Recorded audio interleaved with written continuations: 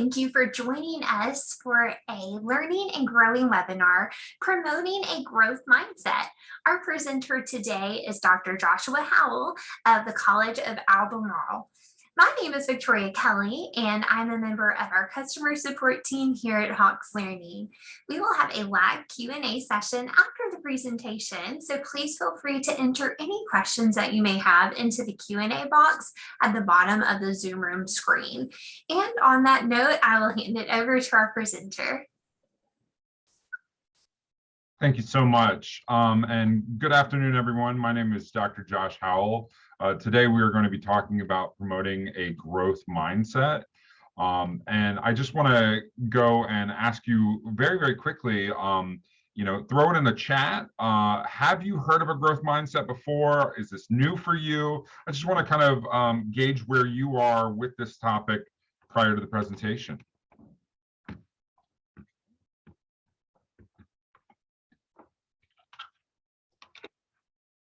Okay, so we have a couple people that have heard about it. That's great, and I am very, very glad to talk to you about this today. I will be using the chat a little bit throughout this presentation. I want to provide some case studies for you for how we might, discuss a growth mindset with our students in the classroom. A little bit about myself. My name is Dr. Josh Howell. I teach English, literature, and composition at College of the Albemarle. I also teach higher education doctoral coursework for Brunel University and Old Dominion University. I've been an educator for over 16 years now, and my students, much like your students, do struggle with self-esteem at times. They do struggle with confidence at times, and I think that if there's ways as instructors that we can boost that self-esteem, boost that confidence with a growth mindset, we should go about doing that. So where did this come from? Well, Carol Dweck wrote a book called Mindset, the New Psychology of Success. And this is really the basis for my presentation today about this idea of a growth mindset versus a fixed mindset. I'm going to go through a little bit of the information about, what a growth mindset entails, what a fixed mindset entails. Then we'll move into some strategies, and then I'm going to provide some case studies for how we can combat some very, common things that we might experience as educators in the classroom. So, what do we know about these mindsets? Well, a fixed mindset typically believes, if you have a fixed mindset, that your intelligence is static, that your intelligence stays at a certain level. Not that you don't learn new things, but the way that you go about learning things is very much a stable thing. You always learn the same way, whereas a growth mindset, intelligence can be developed. We can go and move our minds to experiment with education, with knowledge, learning in new capacities, new modalities, etc.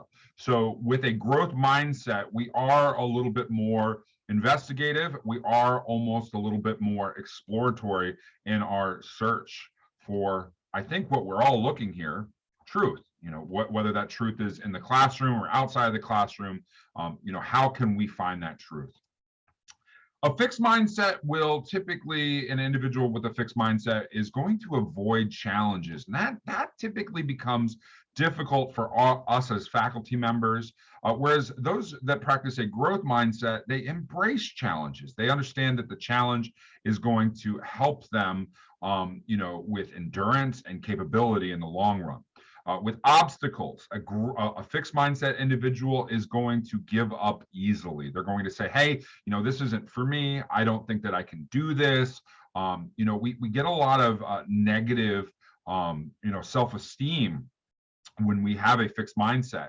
I always remember back, and I'm sure you've read this timeless classic, but I always remember about the little engine that could, the I think I can, I think I can, I think I can. When you have obstacles in your face with a growth mindset, we're going to persist. Even if we know that we're going to fail, we are still going to persist. We're going to find that inner drive within ourselves, and we're going to push forward. For effort in a fixed mindset, we see effort as fruitless, or even worse, because we know that we can't succeed. And you know, that's a very dangerous game to play, because sometimes, you know, you're going to never experience you know, any kind of success, because you automatically throw in the towel, or you think effort is going to be a waste of your talents, or you know, your time. With a growth mindset, we see effort as the path to mastery. You know, so even if we don't succeed, with a growth mindset, we are going to become better and better and better with our struggle. So when it comes to feedback, criticism, how do these two play? In a fixed mindset, if you receive feedback, you usually ignore it. You know, I know that I've always had you know, instances with students. I provide feedback in my writing classes, and they might not read it at all, and or they see feedback as an attack. You know, as an instructor that teaches writing specifically, I always go and compare writing to almost you know, like having a child. You know, there was a very famous quote, and the author doesn't come to me right now, but you know, I think it was Hemingway. He says, "There's nothing to writing. All you do is sit in front of a piece of paper and bleed." And I think that's kind of partially true. You know, we pour our soul into our writing.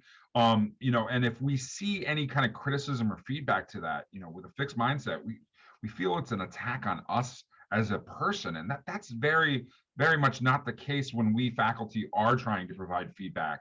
You know, we want our students to have a growth mindset. We want them to learn from the feedback so that they can improve upon their writing, or improve upon any other coursework that they're taking. You know, the feedback means that they're going to get better at the task. And you know, through my own trials and tribulations, there were times when I felt that fixed mindset, where I felt, you know, feedback was an attack. And it wasn't until I, you know, progressed a little bit more in my education that I really valued feedback, to the point where, you know, even now I get a little concerned when the feedback I have from, you know, colleagues, or, you know, feedback from supervisors isn't really to the depth that I'd like it to be.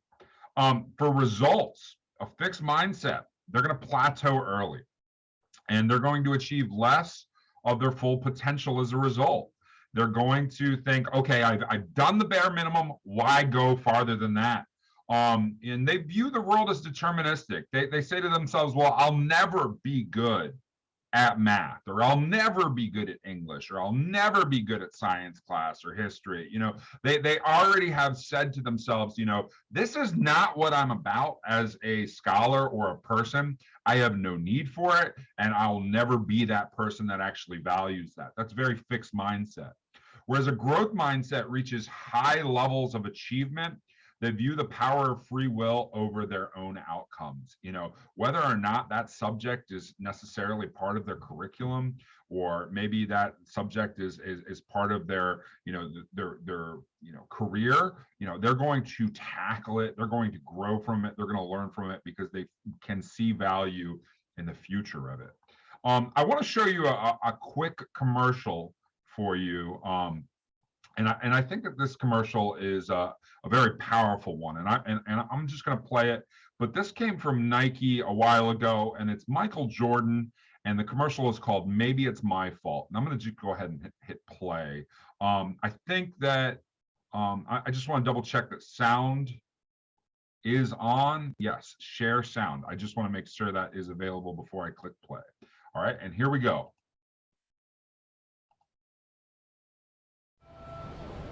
Maybe it's my fault.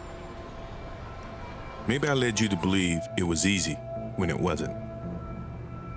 Maybe I made you think my highlights started at the free throw line and not in the gym. Maybe I made you think that every shot I took was a game winner. That my game was built on flash and not fire. Maybe it's my fault that you didn't see that failure gave me strength, that my pain was my motivation. Maybe I led you to believe that basketball was a God-given gift and not something I worked for every single day of my life. Maybe I destroyed the game.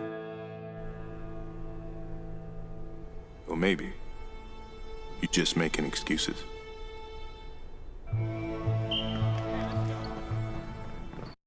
I'm a big fan of this commercial. How many of you actually saw, and you can throw it in the chat, how many of you actually caught The Last Dance on Netflix about the Chicago Bulls from the 90s? Did anyone ever catch that?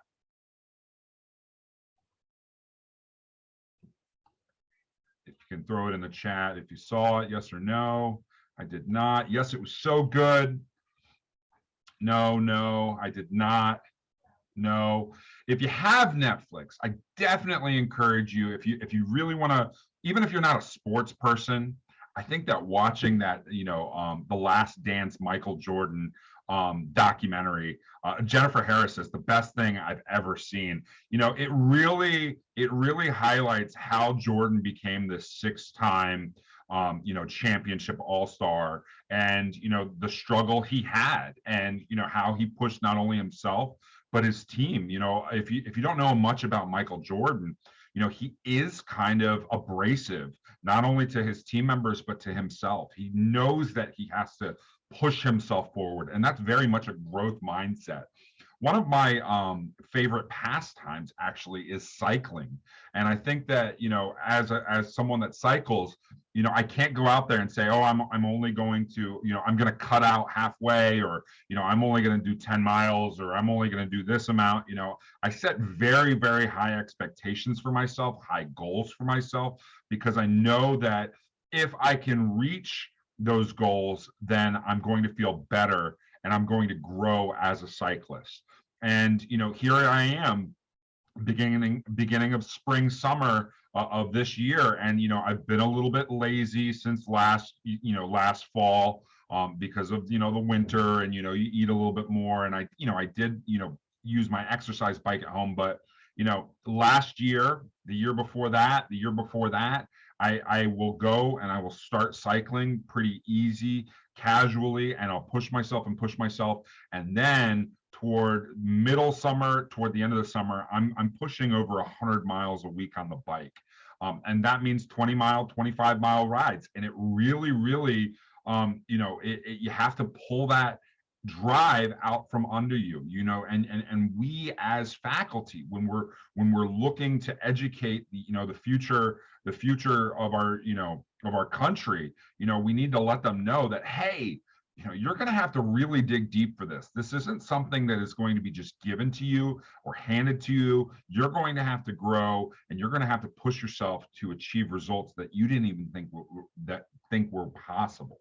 And I think that we do have the capability as educators to influence them more so than other people that might be a part of their lives. So, this is something you hear as a faculty member. Can't do this. I cannot do this. Right now it's exam week. My students are writing 5-page papers in their 111 class. My 112 class, the sophomore level composition class, I have kind of a reputation at the school as being, the guy that assigns the 10-page paper. These are, some of my students are dual enrollment. They're 16, 17 years old. They're writing a 10-page paper. This is the longest paper they've ever done in their life. And there's going to be APA citations, and there's going to be in-text citations, and there's going to be APA formatting, and they're going to need to have cohesive arguments, and they're going to need to make sure that the flow works, and they're going to need to make sure that they're using the rhetorical appeals, and they are building this massive document. And a lot of them might say, I can't do this. And that is something I hear. But we as faculty, we're going to change this for them. We're going to add one word. I can't do this yet. I can't do this yet. All we do is add this one word into the mix. And it's no longer something that will never happen. It's now a goal, now a way for us to grow this student. And we can make this happen through the value of praise. We can praise our students so that this growth mindset is embedded within them, and that it keeps with them for the rest of their academic career, and maybe through the rest of their life. Carol Dweck once said, we can praise wisely, not praising intelligence or talent. That has failed. Don't do that anymore, but praising the process that kids engage in, their effort, their strategies, their focus, their perseverance, their improvement. This process praise creates kids or adults who are hardy and resilient.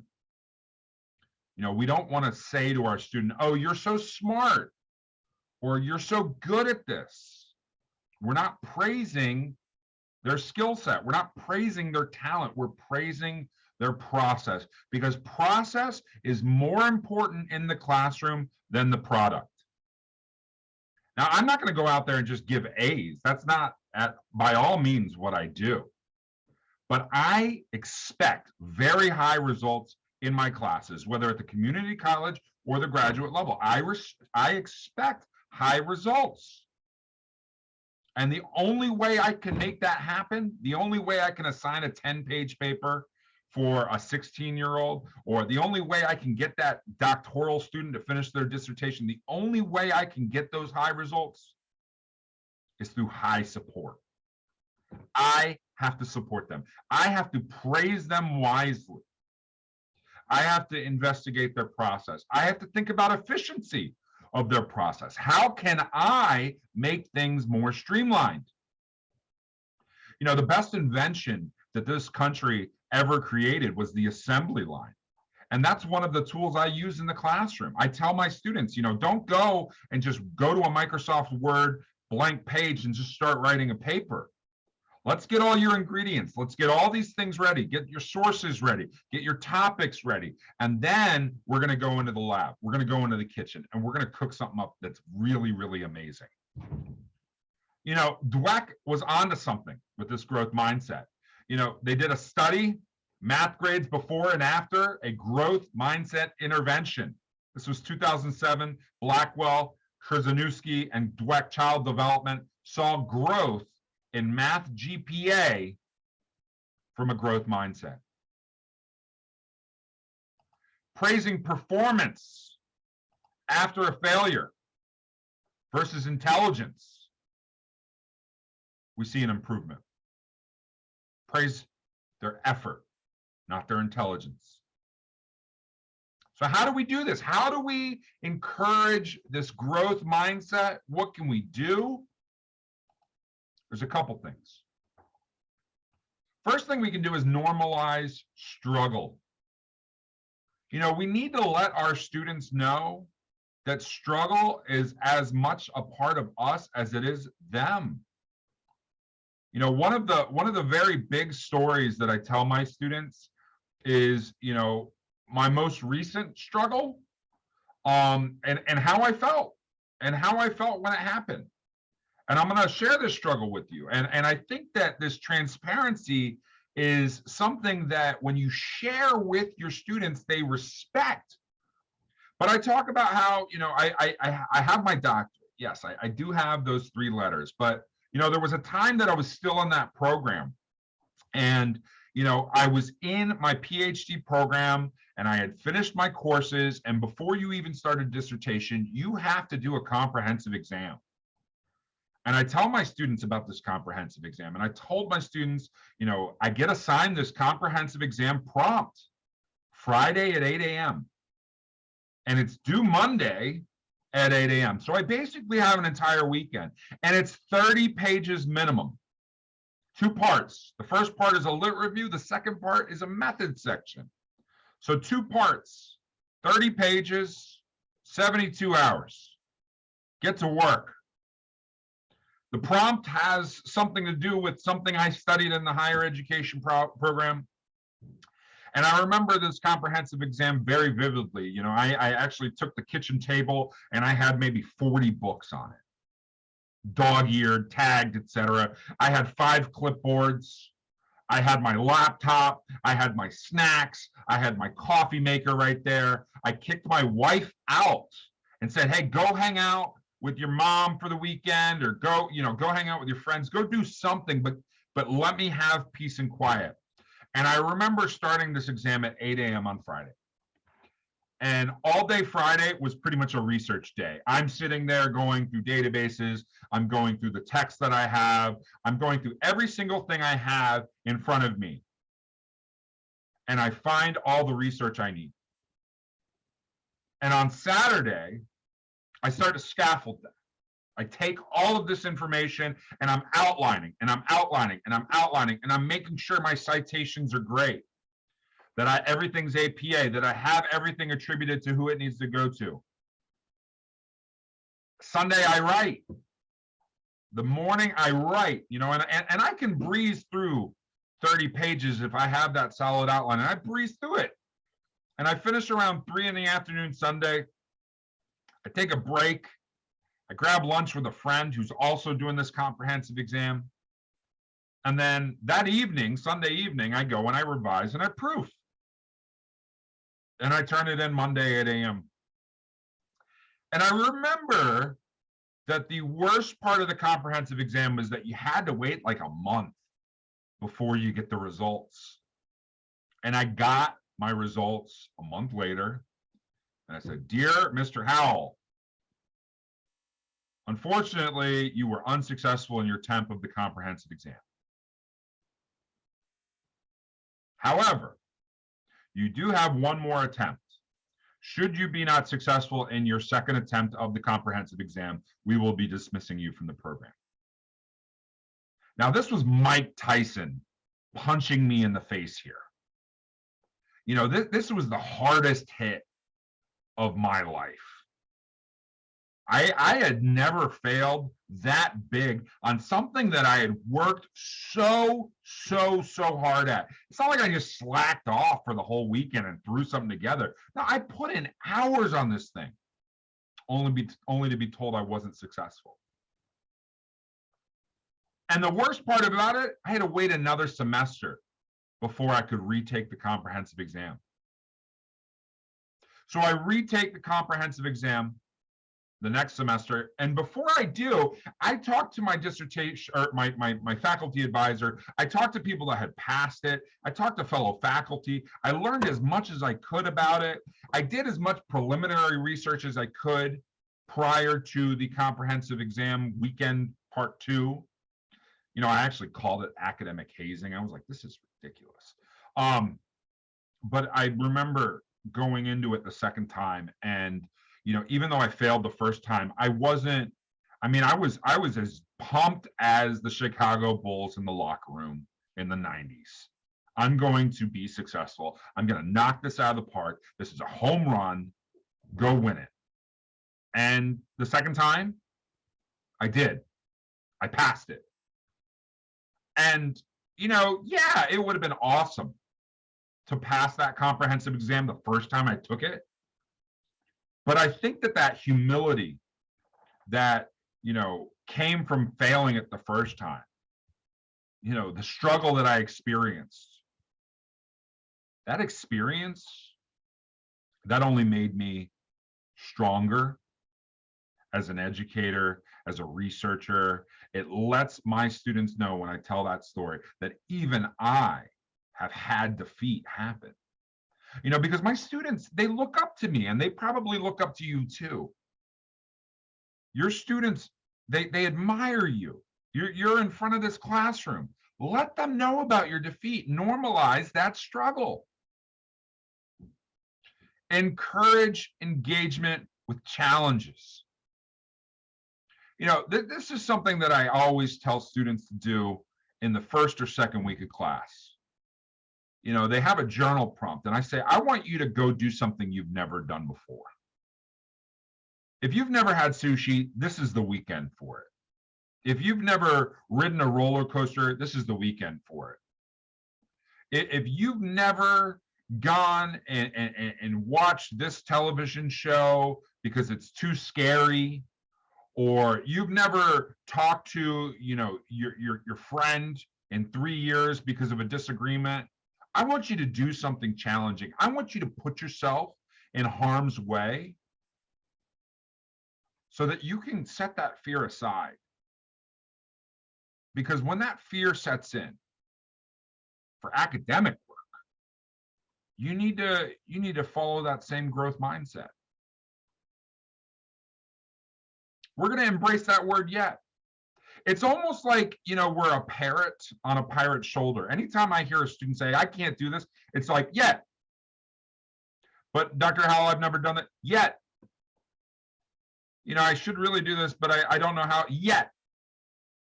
Just tag it on, make it part of your vernacular. Keep saying yet. I use it all the time. I use it probably when I shouldn't too. I had a disagreement with an administrator once, and they said, "You're not college president." And I said, "Yeah." I caught myself. I was like, "Oh, maybe they're not the person I say that to." Okay.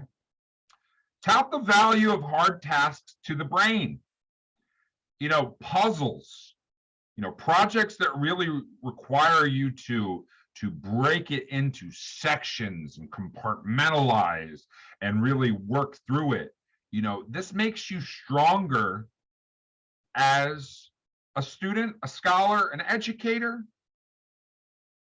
I don't know how many of you have taken any kind of statistics coursework, but that's a hard task.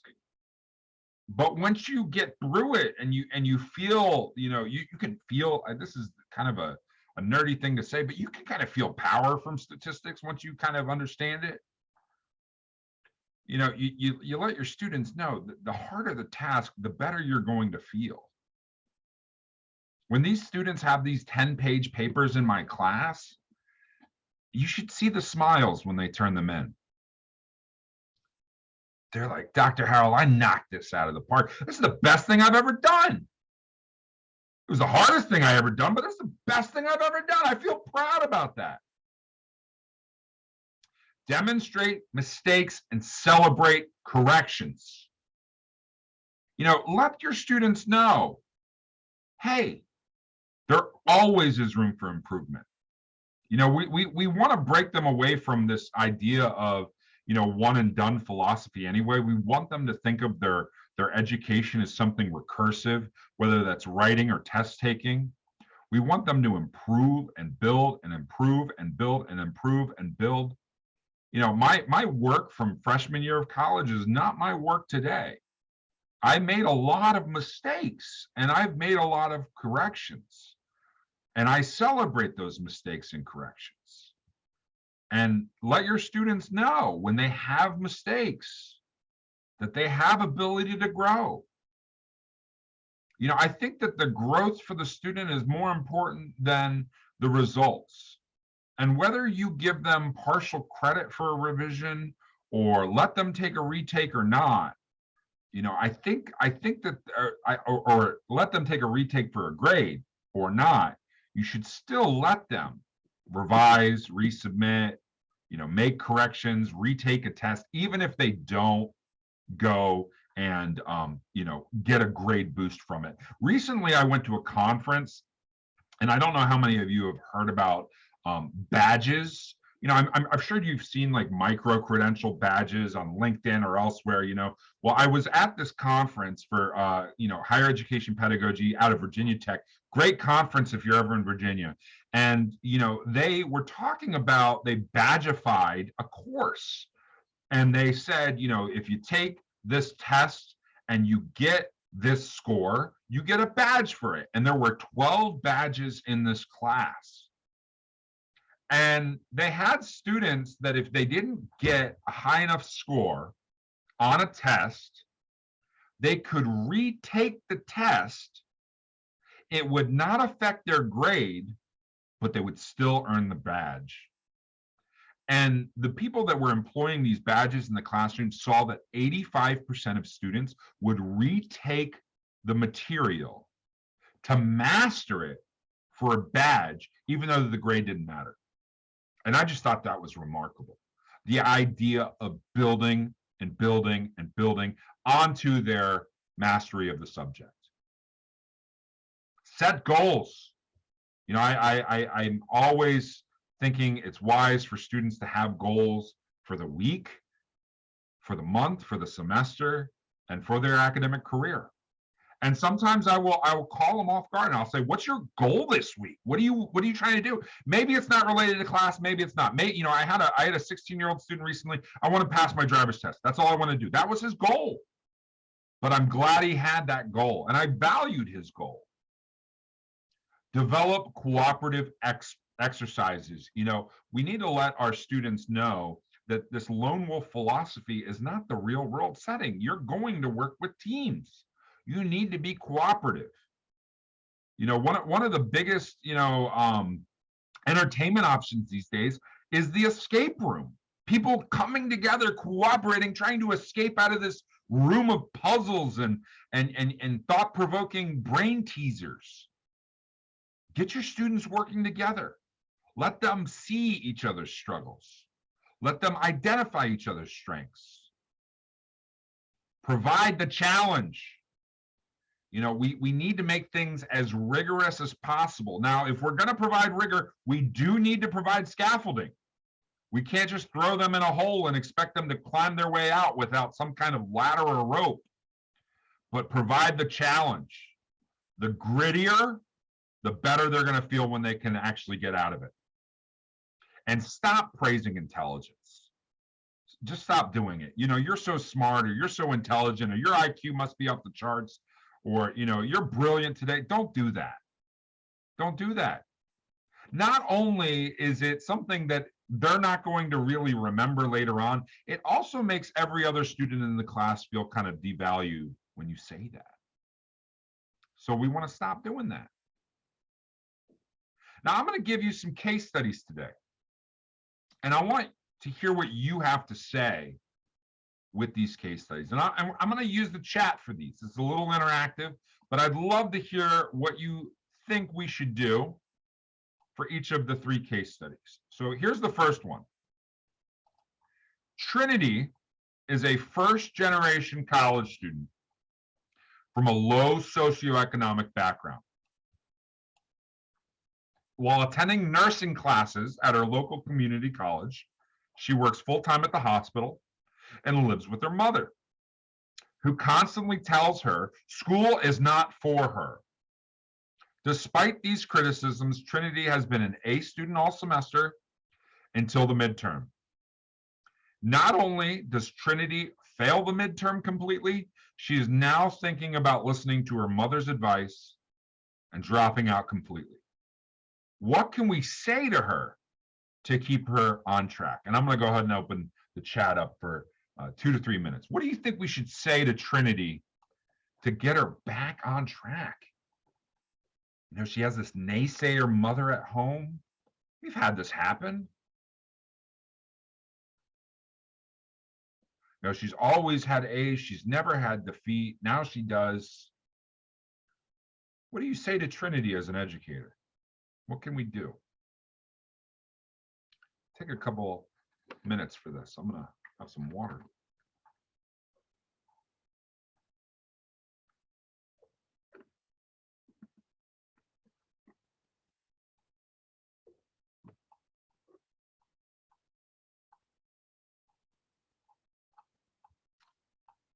Christine says, I would ask her what her goals are. What does she want to do with her college work? Okay. Kim would say, look at her record of success before the midterm.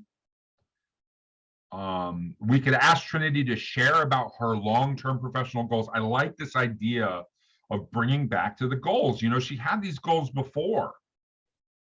Praise her perseverance up to the midterm. Ask her what her goals are. Yeah, goals. What skills do you have that you are looking forward to bringing to nursing? Yeah, bring it back to this.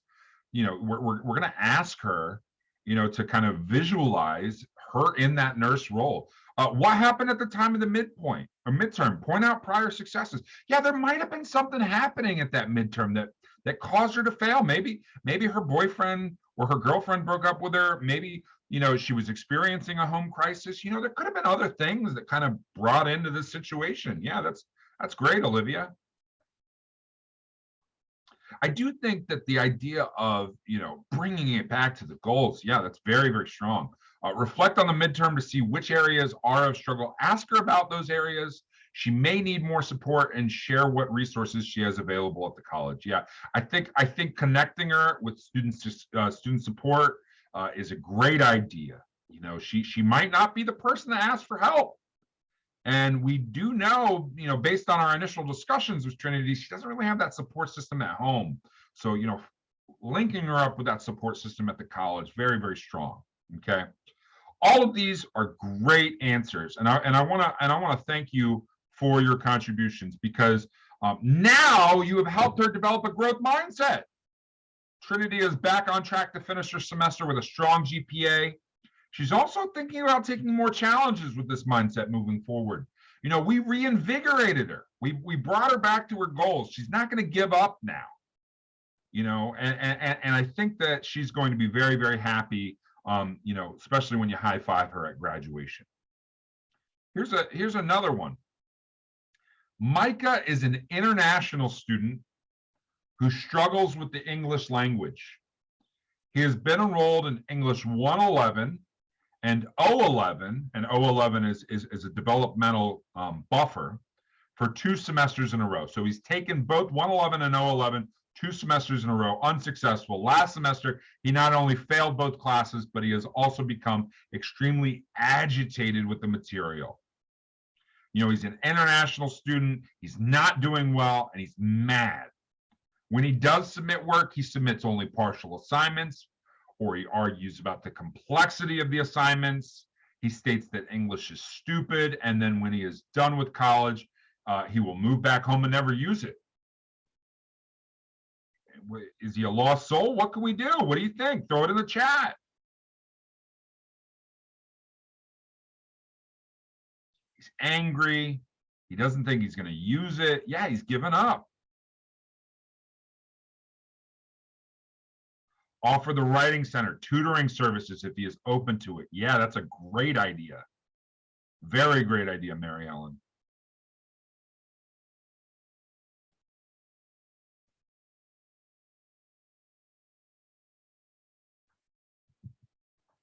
Any other options? Lack of motivation. Yeah, definitely. Suggest only taking 1 English class at a time. Could tell him how attractive having bilingual skills is on a resume. Yeah. You know, talk about how understanding English and his native language is going to be very, very important for his resume. Point out what he's already accomplished being bilingual and ask what support he can use. Yeah. Explain to him some ways in which English will help him in future endeavors in work and in life. Yeah, definitely. You know, it's already a strong achievement already for him to be bilingual or attempting to be bilingual. Sympathize with how hard it must be to be in a foreign country. Praise his abilities in English. Offer support for writing. Yeah, I might want to have him reach out to the Writing Center, have him reach out to me after class as a faculty member. Yeah, incredibly hard. These are all great interventions. And thanks to your interventions, now Micah is working with the Writing Center, and he's developed strong goals for the future. He's now determined to not only become a stronger writer, but he also wants to work with the Writers Club and publishing with the college's literary magazine. You know, maybe that intervention of me talking to him about, hey, we don't need to work on just academic work. Let's do some fun things. Let's do some short stories or poetry, because he's got a voice. He's got things he wants to say, and he knows them in his native language. Let's get them in English on the page. I think that could be a very big goal for him. If I were Micah's instructor, I would talk with him to learn more about his native language skills, interests, try to make connections with his English and the location he's currently living. I'd also point out his strengths and build on those to help him to become more encouraged and excited about learning English. Yeah, very, very great, Christine. I do think that, you know, he does have a life outside of class, and we want to know about that, because there is a way that he probably, you know, could be looking at English from a different lens than, you know, strictly rigorous academic work. All right, and here is our last of our case studies. Olivia is a dual enrollment student with a local high school. She's always struggled with math. and she stated multiple times that math is something she will never be good at. She's also received early alerts regularly about her performance, but has brushed these off. She would like to continue her college's hospitality program after graduation from high school, but worries that if she keeps failing math classes, she may be kicked out completely. What can we say to keep her on track? What do you think? Go to the math lab, get a tutor. Yeah, those are great.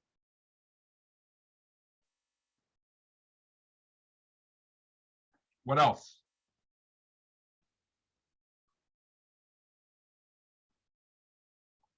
Stress the word yet. Yes, very, very good, Cindy. This is definitely a yet moment. You haven't gotten it yet. We're going to get there. Remind her this is a hurdle she can overcome. Yes.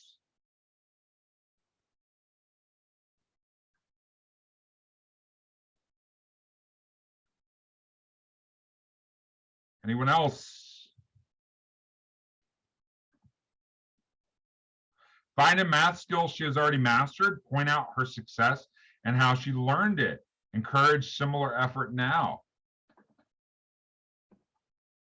She has a goal, so keep motivating and encouraging her. Maybe get a mentor. Yeah, maybe I'd like to help her find a mentor at the college.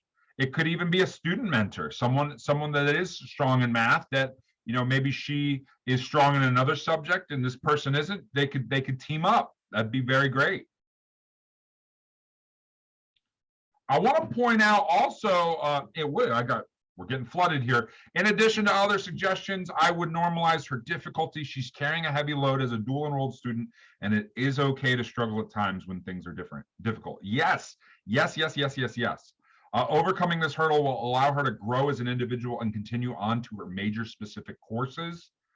And remind her that success in math does not have to do with natural ability, but with perseverance, grit. Yeah, math isn't just something that you're good at. You have to really work at it. Now, I do want to point something out. She is also at a local high school, so we do have the availability to get her in connection with not only high school support services, but college support services as well. So she could have a math tutor either at the high school or at the college. She could have guidance counselors at the high school or the college. We have two different paths we can go. So if she doesn't like, what is offered in one capacity, we can always offer the other. Incorporate math problems based on her intended major, hospitality, to show her why she will need to continue pursuing her dream. A math tutor would be great help for her with continued encouragement that she can do it. Yes. But we do want her talking. We do want her talking to people, okay? And now that Olivia has received this encouragement, she will be working with her advisor and counselors regularly. She knows how valuable a college education can be. She wants to open her own restaurant one day and will not let anything prohibit her from achieving her dreams. Great support. Y'all did fantastic with this. Very, very, very fantastic. I think that you all are already using growth mindset in your classrooms, and that's great. So this concludes my presentation. I'd like to thank you.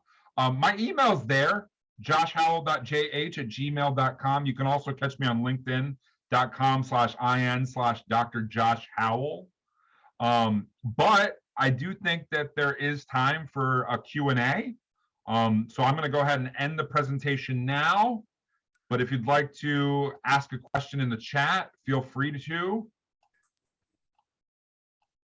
Yes, absolutely. Thank you so much, Dr. Howell. That was fantastic and very informative, and such a wonderful opportunity for engagement with all of our participants. Thank you, everybody. If you do have any questions at this time, please feel free to enter those into the chat or the Q&A session box.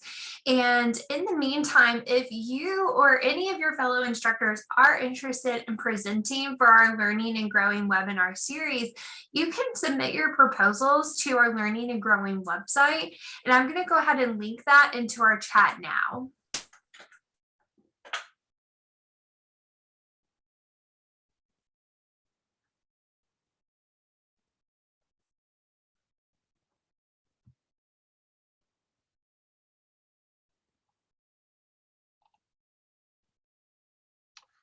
Sophia's asking if I would be willing to share my scenarios. Sophia, I totally would. If you'd like, you can always reach out to me. I'm going to go ahead and throw my contact information in the chat. Email me anytime. I can get you these slides. I can get you the scenarios, definitely.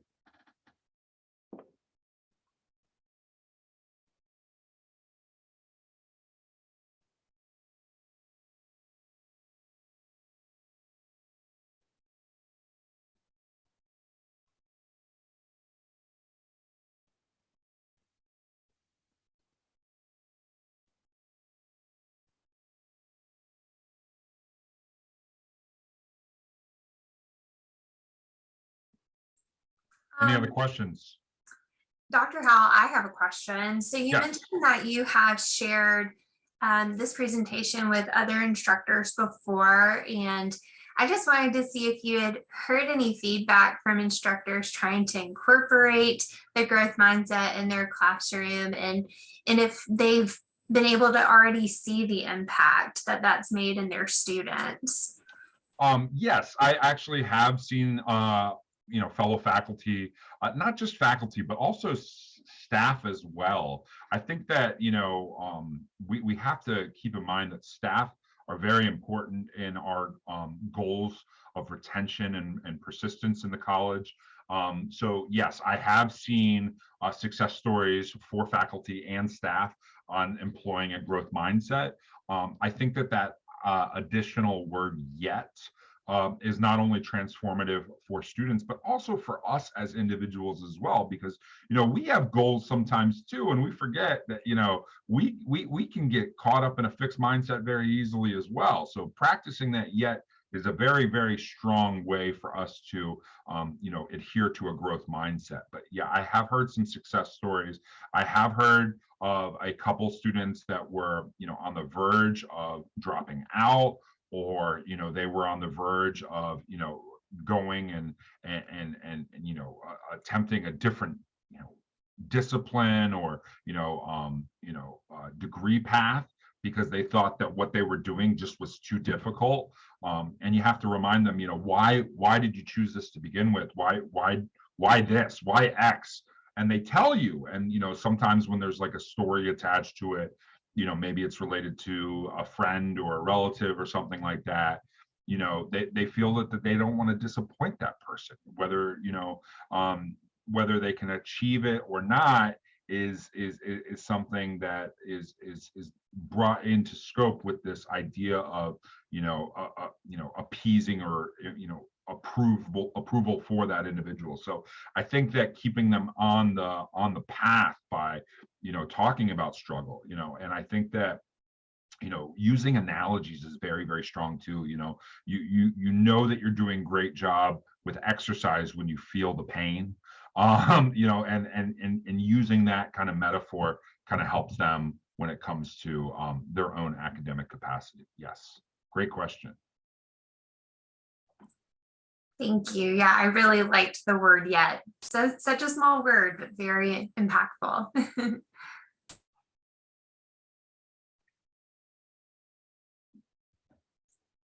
Well, I'll jump in and say if we don't have any other questions at this time, we can go ahead and end our webinar today. We will be emailing you all a link to review the recording of the webinar and also share with your colleagues once it's available.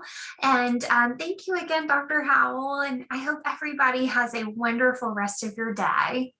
No worries. And thank you all for coming today. I hope that you all have a fantastic end of term. Many of you are, grading up a storm with final exams, and, you're really trying to get to the end of the term, trying to submit those grades. And it's a very, very stressful time.